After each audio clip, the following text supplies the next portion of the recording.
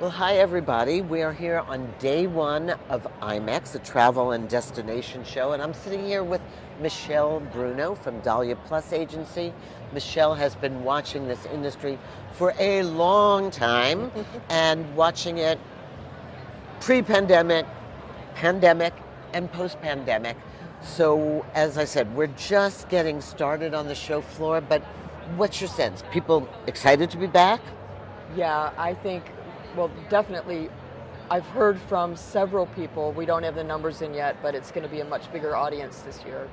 I can see already it's a huge, huge show, Yeah. just physically massive. Walking around it, your feet can tell you Yeah. that it's pretty big. So yeah, Yeah. I think it's got all the trappings of a major event. Yeah, and while we're going to focus on tech, I think we should just acknowledge so many things about destination travel are in tumult right now. Climate change, Yes. geopolitical things, Yes. expenses. It's kind of a crazy time for a lot of the people who have all these booths set up here to be. I know people who are looking at events next year and won't go to a warm place. Right. I think there's a lot of tension between companies that want to do incentive travel and the participants who are worried about sustainability and might be of a younger generation and thinking about something Yeah. other than just jumping on an airplane. Yes. So I think we've got a lot of growing and adapting to do in this new world that is now not only contemplating destruction Yeah. of the planet, but also a lot of unsettled areas of the world. So, yeah, And I that's why think tech is here, right? right.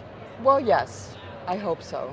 I do too. And so we've seen tech, a lot of fits and starts in event tech, which is Yes. where we're sitting in kind of the Right. event tech capital of IMEX. And Yes. so take us from last year. What are you seeing Yeah. like overall in event technology?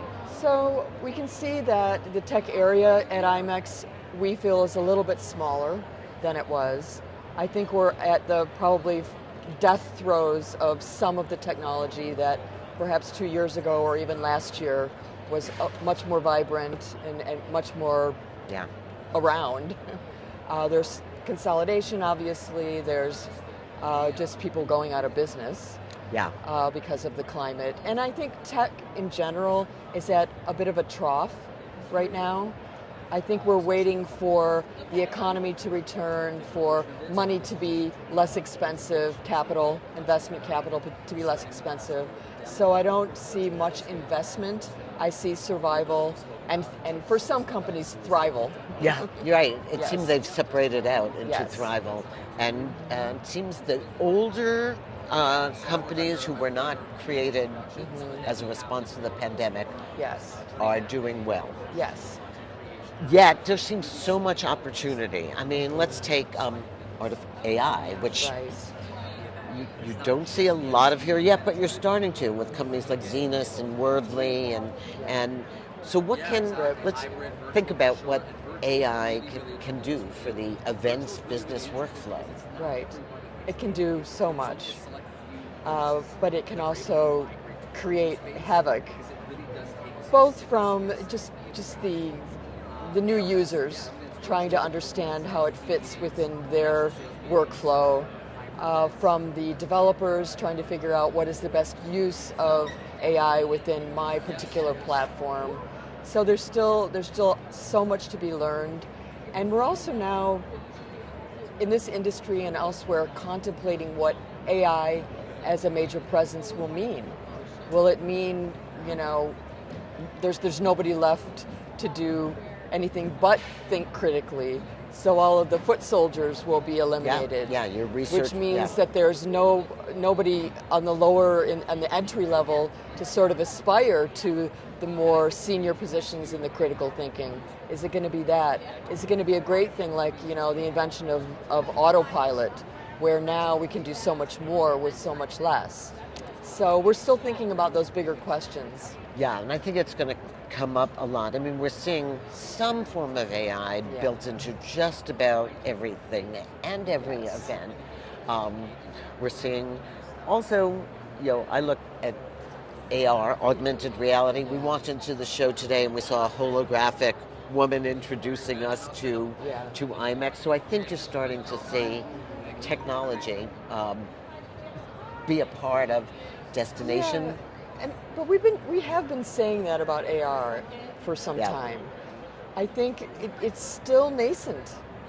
There's still so much to be done that could be done that isn't happening.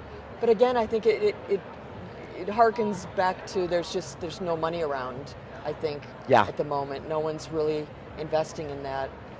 And we'll just see. This is sometimes events is where technology goes to die. So with your help, Robin, we can change that. Technology. We can think about technology's good use cases. But we were talking about sectors that are missing from this show that probably ought to be there. And you came up with a good one. Yeah, I think for an incentive travel and meeting show, the travel tech sector should have a presence. There's a lot actually happening in travel technology that is a little bit more behind the scenes, so travelers don't see it, but the hospitality industry is waking up to it. So we were talking before this about, just in hotels, robots and chatbots and kiosks that are doing a lot of the work that the laborers aren't doing because they're not around, they're not available. Same issue though.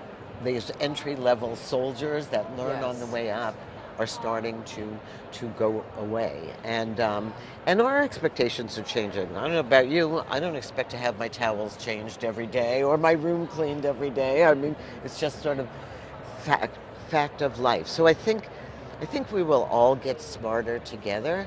But I think, all right, put on our little caps here. The events business this year will continue along. I think we're back to 3/4 to 80% of attendees attending live events. Yeah, I think one thing you can count on in this industry is to come back strong, but not change too much. And that's really a good thing sometimes when you're re-entering the market. Hopefully that will change in maybe the next 5 years, where now that we feel we're on solid ground again, we can start innovating. And with a new generation of attendees that crave, and I mean crave, authenticity and connections, and they've been starved for it. And I think they will create something a little newer and fresher. I hope so, but I hope that AI doesn't take that place too. AI is really going to take the place of intimate conversation and knowing all about someone.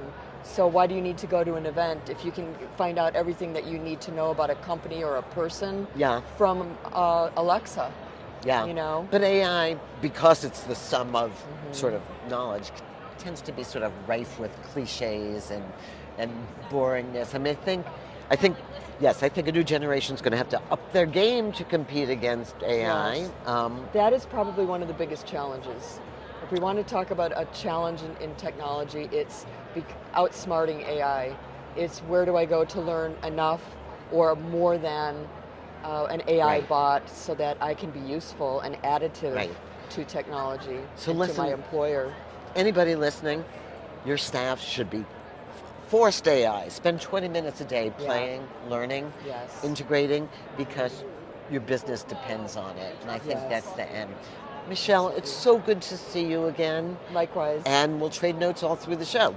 Sounds great. Thanks. Thanks, everybody.